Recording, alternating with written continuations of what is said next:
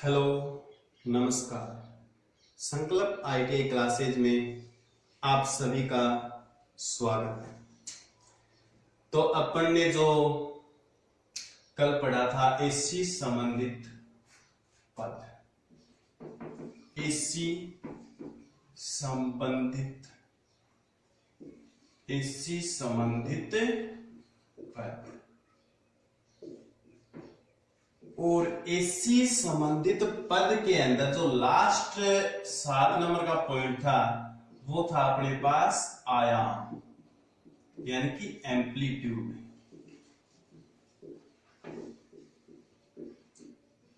इसके बाद आज जो अपन पढ़ने वाले हैं 8 नंबर का पॉइंट है। अपने पास जो 8 नंबर का पॉइंट है वो है आरएमएस वैल्यू। आरएमएस वैल्यू यानी कि आरएमएस वैल्यू क्या होती है और किसी भी उपकरण की आरएमएस वैल्यू किस प्रकार से निकालते हैं, इसके बारे में आज अपन अध्ययन करें। ठीक है। आरएमएस वैल्यू में डायरेक्ट क्वेश्चन पूछा जाता है कि आरएमएस का फुल फॉर्म होता है। आरएमएस का फुल फॉर्म होता है यानी कि आरएमएस का पूरा नाम कई बार पूछ लिया जाता है। तो आरएमएस का पूरा नाम होता भी root mean square. Root mean square value. Root mean square value. ठीक है। रूट मीन स्क्वायर यानी कि वर्ग माध्य मूल मान। इसका हिंदी में नाम होता है वर्ग माध्य मूल मान। वर्ग माध्य मूल मान। आरएमएस वैल्यू की फुल फॉर्म होती है रूट मीन्स स्क्वायर वैल्यू। इसका हिंदी में नाम होता है वर्ग माध्य मूल मान। और जो ये आरएमएस वैल्यू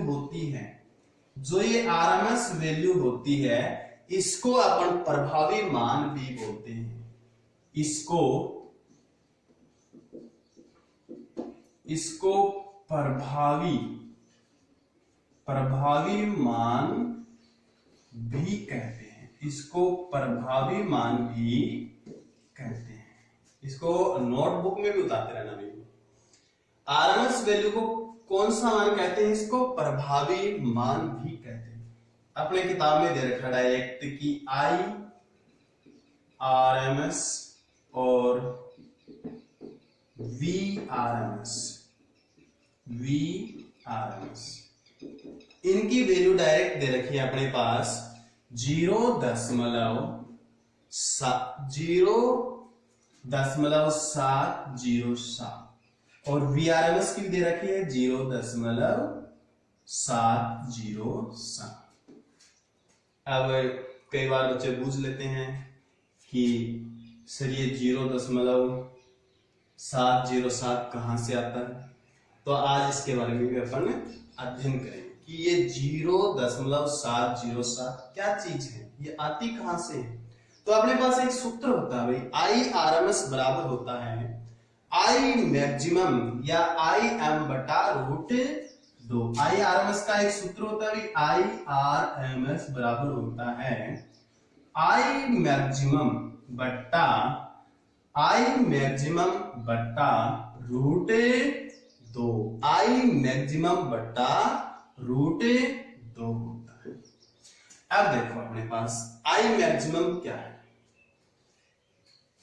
इसको अपन इस प्रकार से लिखते हैं 1 गुणा आई मैक्सिमम बट्टा, कोई दिक्कत नहीं है, यानी कि 1 को आई मैक्सिमम से गुणा करेंगे तो आई मैक्सिमम ही आएगा। अब 1 के अंदर रूट 2 का भाग देंगे और रूट 2 का मान कितना होता है? 1.414। 1 के अंदर अगर हम 1.414 का भाग देंगे तो अपने पास इसका आंसर आएगा 0.707। तो आई आर एम एस बराबर हो जाएगा, आई आर एम एस बराबर कितना हो जाएगा अभी 0.707 गुणा आई। ये यहां से आता है भाई, आई आर एम एस की वैल्यू 0.707। इसको उतार लेना भाई, मोस्ट बहुत है, इस पे क्वेश्चन भी पूछे जाते हैं कई बार। इसी प्रकार से वी आर एम एस होता है, जैसे वी आर एम एस, तो जहां पे आई मैक्सिमम था वहां पे हो जाएगा वी मैक्सिमम, ठीक है, वहां क्या हो जाएगा वी मैक्सिमम, जैसे वी एम बटा √2। उसी प्रकार से अगर एक से अगर वी एम को गुणा करेंगे तो कोई फर्क नहीं पड़ने वाला है, ए इंटू वी एम बटा √2, और √2 के स्थान पे अपन क्या लिख सकते हैं भाई, 1.414। एक के अंदर 1.414 का भाग देंगे तो वही संख्या आएगी जो थोड़ी देर पहले अपने पास आई थी, 0.707, ठीक है। और गुणा में जो बचा उसको गुणा लिख देंगे, गुणा वी एम। तो वी आर एम एस क्या हो जाएगा, वी आर एम एस अपने पास हो जाएगा 0.707 इंटू वी एम, ठीक है। इस पे क्वेश्चन किस प्रकार से आता है, अपने पास वीआरएमएस मान पूछ लेते हैं कि बताओ कि वोल्ट मीटर है 15 वोल्ट का, इसको उतार लेना। देखो क्वेश्चन पूछते हैं अपने पास,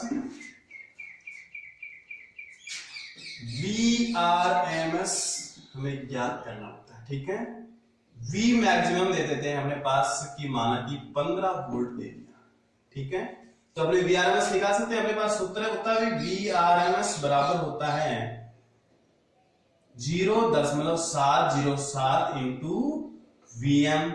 वीआरएमएस 0.707 गुणा वीएम की वैल्यू हमें दे रखी है 15, इसको गुणा करने पर जो भी आएगा वो होती है इसकी वीआरएमएस वैल्यू, ठीक है। जो भी आएगा वो क्या होगी भाई, वीआरएमएस वैल्यू, ठीक है। इसको ध्यान से उतार लेना है।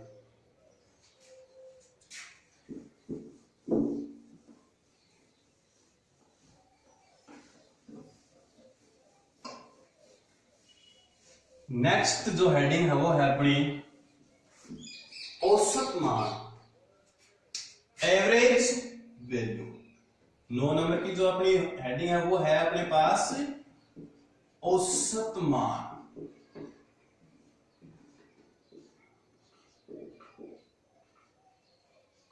एवरेज वैल्यू, ठीक है। औसत मान अपने नॉर्मली जो क्वेश्चन निकालते हैं कि औसत निकालना, औसत किस प्रकार से निकालते हैं, यानी कि संख्याओं का योग, संख्याओं का योग बटे कुल संख्या, संख्याओं का योग बटे कुल संख्या, इसी प्रकार से निकालते हैं अपन औसत मान। तो इसी संबंधी पद में किस प्रकार से निकालेंगे औसत मान, यानी कि ये साइकिल्स होता है, ये एक फुल साइकिल है। इस औसत मान को अपन निकालेंगे केवल हाफ साइकिल में। ये इसके तत्कालिक मान होते हैं, तत्कालिक मान I1 है, I2 है, I3 है, ठीक है, T1 समय, T2 समय, T3 समय के अंदर।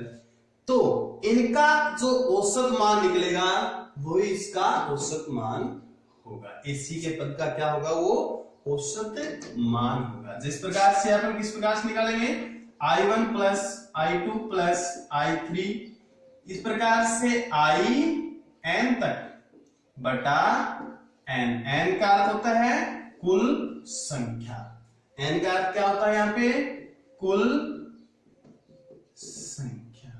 तो एवरेज निकालने का सूत्र क्या होता है, ये होता है औसत मान, औसत मान निकालने का सूत्र I1 plus I2 plus I3 dash dash IN बटा n, ठीक है। इस सूत्र को उतार लेना है, इस सूत्र को उतार लेना, उतार लिया। अब इसमें दो चीजें कई बार दे रखी होती हैं इसमें डायरेक्ट कि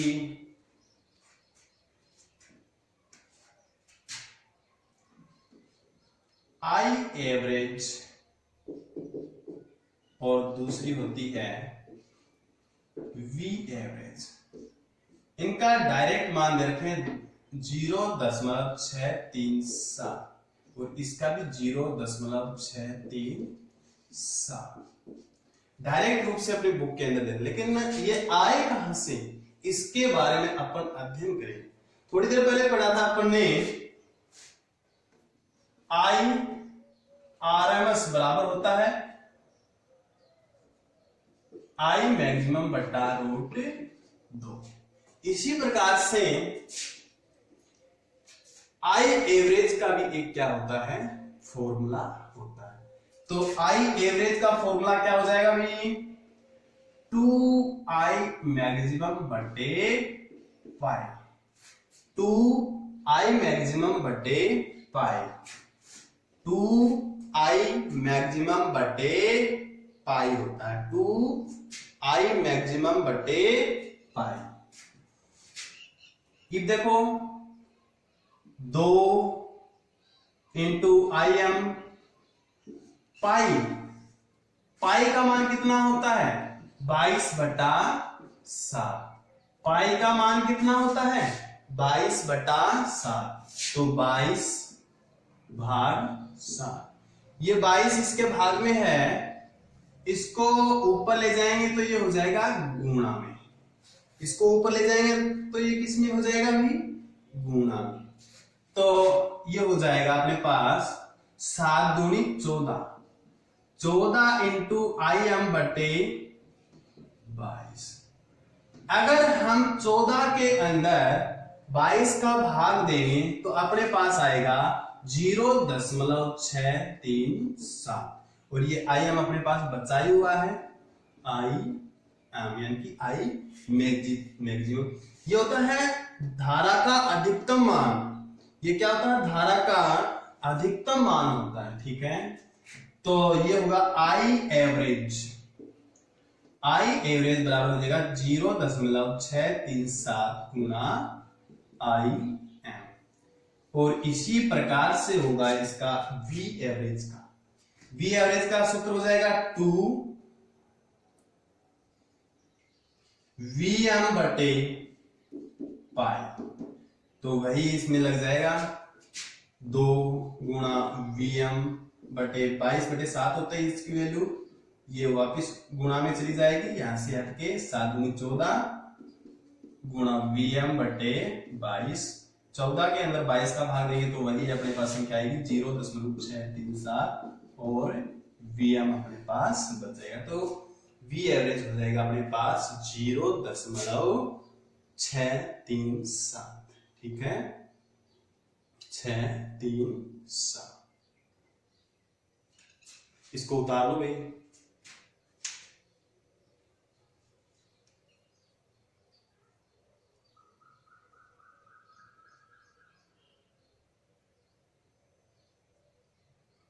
उतार लो। अब अपने पढ़ेंगे पद नंबर 10, पद नंबर 10। ये सूत्र याद रखना भाई, इन सूत्रों पे ही अगला डिपेंड होगा, इन सूत्रों के ऊपर ही अगला जो पद है वो डिपेंड होगा। 10 नंबर है अपने पास पीक फैक्टर, पीक फैक्टर, इसको अपन बोल सकते हैं crest factor, crest factor, peak factor. तो इसका दूसरा नाम यानी कि इसका अन्य नाम भी होता है जिसका जिक्र कई बार किया जाता है, एम्पलीट्यूड, एम्पलीट्यूड फैक्टर।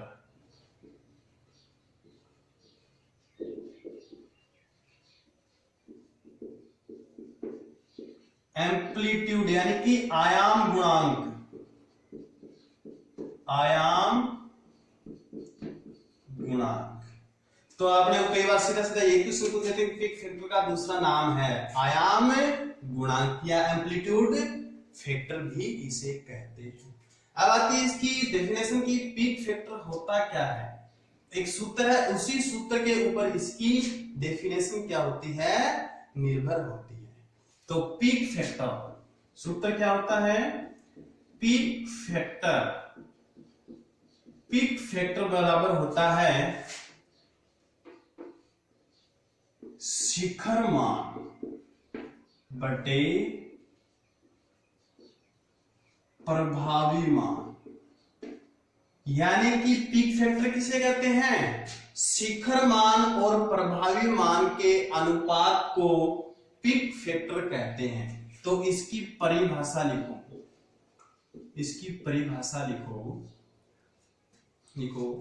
प्रत्यावर्ती विद्युत धारा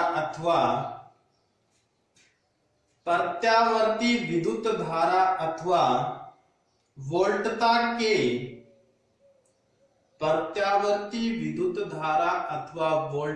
के शिखर मान व प्रभावी मान के अनुपात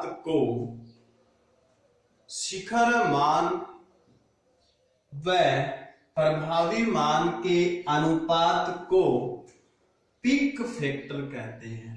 ठीक है, अब शिखर मान क्या होता है अपने पास, जैसे आई की तुलना में ले लेते हैं या फिर v की तुलना में ले लेते हैं, कोई दिक्कत नहीं है। ठीक है, तो v मैक्सिमम यही होता है, थोड़ी देर पहले पढ़ा था अपन शिखर मान बराबर v मैक्सिमम। प्रभावी मान क्या देखा था, Vrms देखा था।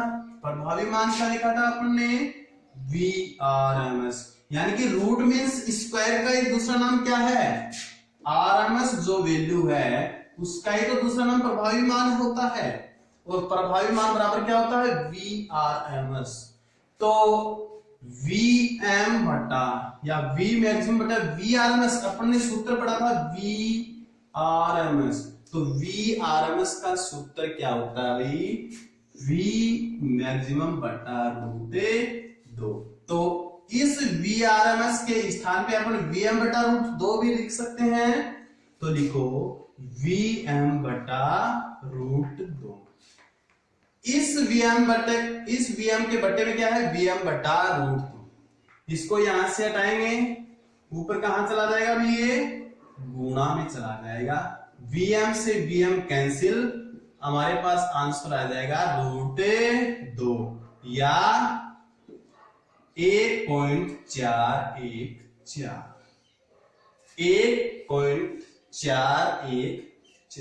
ठीक है, तो अपने पास डायरेक्ट क्वेश्चन होता है कि एसी के अंदर पीक फैक्टर वैल्यू कितनी होती है।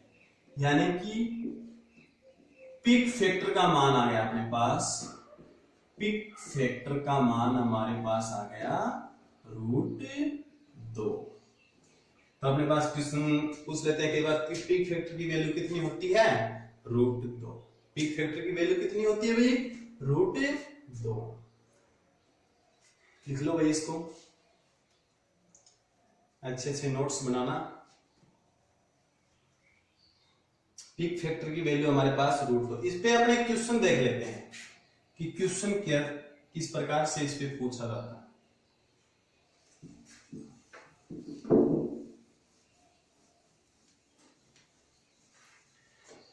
क्वेश्चन हमें पूछ लेते हैं, दे देते हैं भी कि अपने पास Vrms की वैल्यू दे देते हैं कि 220 वोल्टेज है।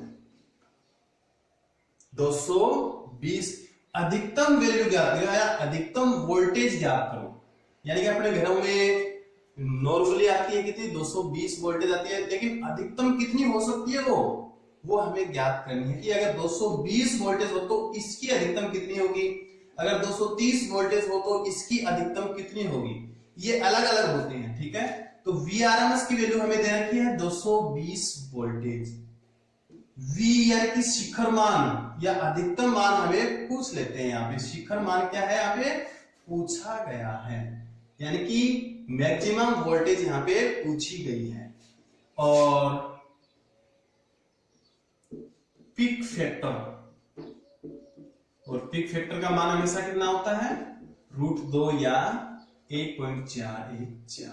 ठीक है, तो Vm निकालने का हमारे पास Vrms, इसका सूत्र क्या होता है, ये पीक फैक्टर का थोड़ी देर पहले अपने पढ़ा था पीक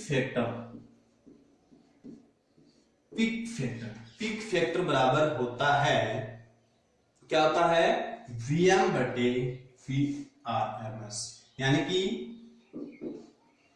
शिखर मान बटे प्रभावी मान। तो शिखर मान है Vm बटे Vrms।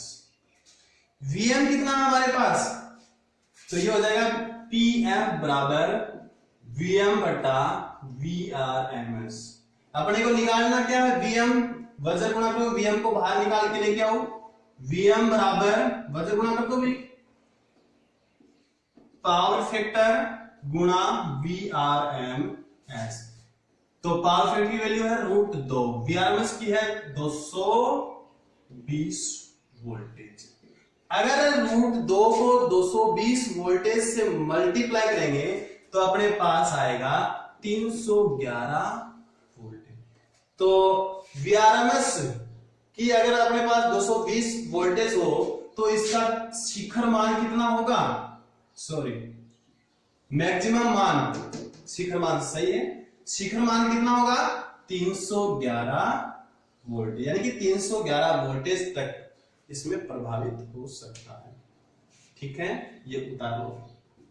क्वेश्चन का बिल्कुल ध्यान रखना कि क्वेश्चन किस प्रकार से, आज का टॉपिक जरूर थोड़ा सा टफ लग रहा होगा, लेकिन ये सब करना तो अपने को पड़ेगा भी, और इसको याद भी करके रखना पड़ेगा कि ये सूत्र क्या है। अगर सूत्र याद हो गए तो अपने को बिल्कुल भी जोर नहीं आने वाला, अपने को बिल्कुल भी जोर नहीं आने वाला। पीक फैक्टर के बाद में आता है form factor. Form factor, peak factor के बाद में क्या आता है अपने पास, फॉर्म फैक्टर। फॉर्म फैक्टर किससे कहते हैं, यानी कि प्रत्यावर्ती विद्युत धारा अथवा वोल्टेज, प्रत्यावर्ती विद्युत धारा अथवा वोल्टेज का प्रभावी मान और औसत मान इसमें आ जाता है अपने फॉर्म फैक्टर में। थोड़ी देर पहले बताया था कि ये जो डेफिनेशन इसकी होती है ये सूत्र के ऊपर ही डिपेंडेंट होती है, यानी कि फॉर्म फैक्टर क्या होता है, फॉर्म फैक्टर होता है प्रभावी मान और औसत मान का अनुपात, प्रभावी मान और औसत मान, प्रभावी मान और औसत मान के अनुपात को क्या बोलते हैं, फॉर्म फैक्टर। तो इसकी परिभाषा लिखो, प्रत्यावर्ती विद्युत धारा, प्रत्यावर्ती विद्युत धारा अथवा वोल्टता का, प्रत्यावर्ती विद्युत धारा अथवा वोल्टता का प्रभावी मान एवं औसत मान के अनुपात को, प्रभावी मान एवं औसत मान के अनुपात को फॉर्म फैक्टर कहते हैं, फॉर्म फैक्टर कहते हैं। इसका प्रतीक चिन्ह कई बार पूछ लिया जाता है, क्यों पूछ लिया जाता है, क्योंकि इसके नाम से इसका कोई मेल ही नहीं होता है। इसका प्रतीक चिन्ह क्या होता है, के होता है, प्रतीक चिन्ह क्या होता है इसका, के। ठीक है, तो के बराबर होता है अपने पास प्रभावी मान, थोड़ी देर पहले पढ़ा था अपने प्रभावी मान यानी कि Vrms, और औसत मान का सूत्र भी अपने पढ़ा था थोड़ी देर पहले, औसत मान का यानी कि V एवरेज, V एवरेज। तो K बराबर होता है प्रभावी मान, ये होता है इसका प्रभावी मान, ये होता है इसका औसत मान, ये क्या होता है इसका औसत मान, ये है इसका प्रभावी मान, ये है इसका औसत मान। अब इनके फॉर्मूले अपने याद होने चाहिए, वी आर एम एस बराबर क्या होता है, वी एवरेज बराबर क्या होता है। इसलिए मैं बार बार बोल रहा हूं कि ये फॉर्मूले अपने को जरूर याद करने हैं। तो फॉर्मूला इसका क्या होता है, के बराबर वी आर एम एस बराबर क्या होता है, वीएम बटा रूट 2, वीएम बटा रूट 2। और वी एवरेज क्या होता है भाई, 2 बटा पाई, 2 बटा पाई, ठीक है, 2 बटा पाई। यानी कि अपन निकालेंगे इससे फॉर्म फैक्टर की वैल्यू कितनी आती है लास्ट में। अपन इसको इस प्रकार से भी लिख सकते हैं भाई, वीएम बटा रूट 2, ये भाग में है, इसको इधर ले जाएंगे तो गुणा में हो जाएंगे, गुणा में हो जाएंगे तो पाई ऊपर चला जाएगा और ये नीचे आ जाएगा, गुणा पाई बटा 2 ठीक है। वीएम से वीएम कैंसिल, वीएम से वीएम कैंसिल, तो यहां पे क्या बच गया हमारे पास, पाई बटा रूट 2 गुणा 2, पाई बटा रूट 2 गुणा 2। अगर इसको अपन सोल्व करेंगे तो क्या हो जाएगा भाई, अगर इसको सोल्व करेंगे तो पाई का मान कितना होता है, 22 बटा 7, और इसको अंत में सोल्व करेंगे तो इसका आंसर आएगा 1.11, ठीक है। तो k की वैल्यू कितनी हो गई भाई अपने पास, 1.1। अपने को पूछ ले कि एससी के अंदर फॉर्म फैक्टर कितना होता है, एससी के अंदर फॉर्म फैक्टर कितना होता है भाई, 1.11 होता है, ठीक है। ये अगर अपन क्वेश्चन करेंगे वहां ज्यादातर इसका उपयोग होगा, ठीक है। जैसे कि अपन यहीं पे देख लेते हैं, वी आर एम एस बटे वी एवरेज। हमें फॉर्म फैक्टर ज्ञात करना हो तो अपन डायरेक्ट ज्ञात कर सकते हैं। अगर वी आर एम एस हमें ज्ञात करना हो, वी एवरेज हमें दे रखा हो, फॉर्म फैक्टर अगर हमें नहीं दे रखा तो अपन क्या करेंगे, फॉर्म फैक्टर के स्थान पर 1.11 रखकर अपन वी आर एम एस की वैल्यू निकाल सकते हैं, ठीक है। आज के लिए इतना ही काफी है, धन्यवाद।